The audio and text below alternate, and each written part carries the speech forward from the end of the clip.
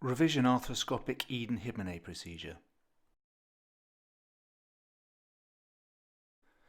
For this procedure, we prefer to use a tricortical iliac crest autograft, but an allograft can be used. Having taken the graft, it is then cut to size 20 mm in length, 10 mm in width, and 10 mm in depth. It is then placed into a specialised clamp. The drill arm is then rotated into position, and two 2.8 mm drill holes are drilled in a corresponding position to those that we made in the glenoid. Two suture buttons are then loaded into the bone block, and this is pulled through a 50 mm cannula, which will be used to deliver the bone block into the joint later on. At this point, the bone block can be trimmed to aid easy passage. The preoperative CT scan is used to calculate the drill trajectory to avoid the retained metalwork present in the glenoid. From the axial CT scan, the tangential cut at the anterior edge of the glenoid is chosen.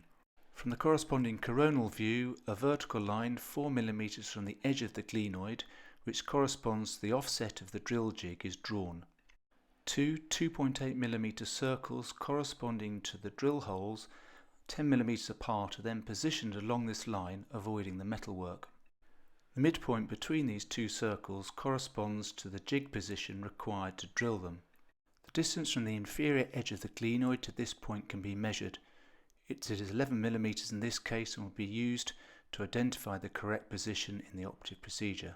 Viewing the left shoulder from the anterior portal, with the burr coming in from the far lateral portal, the anterior surface of the glenoid is nicely prepared, particularly medially.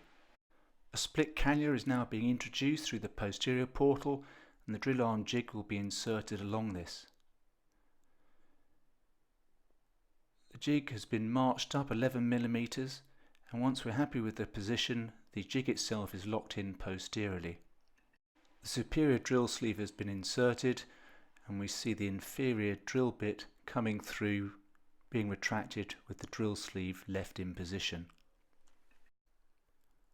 The scope has now been positioned posteriorly, and the radiofrequency probe is being used to increase the size of the anterior portal.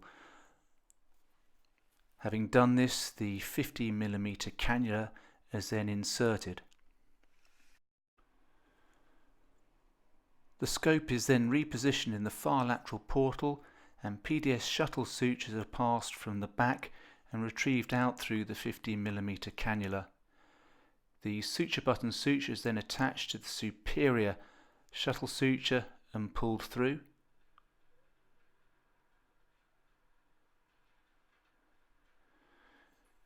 The inferior suture is then pulled through, but it is very important with the probe to make sure that none of the sutures cross to avoid tangles. The assistant is now pulling on the superior suture, and the bone block is dragged down the cannula and into the joint. The probe is then used to manipulate the bone block into the correct position, and the sutures pulled tight posteriorly. Once we're happy with the position, the individual sutures posteriorly are tensioned, posterior suture button applied, and then these are tied off. The bone block has now been fixed and the anterior lead sutures are removed.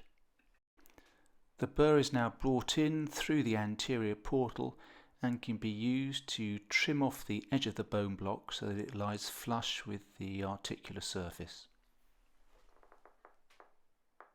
At the end of the procedure, we can see that we've got a healthy bone block that is nicely secured onto the anterior surface of the glenoid with no overhang.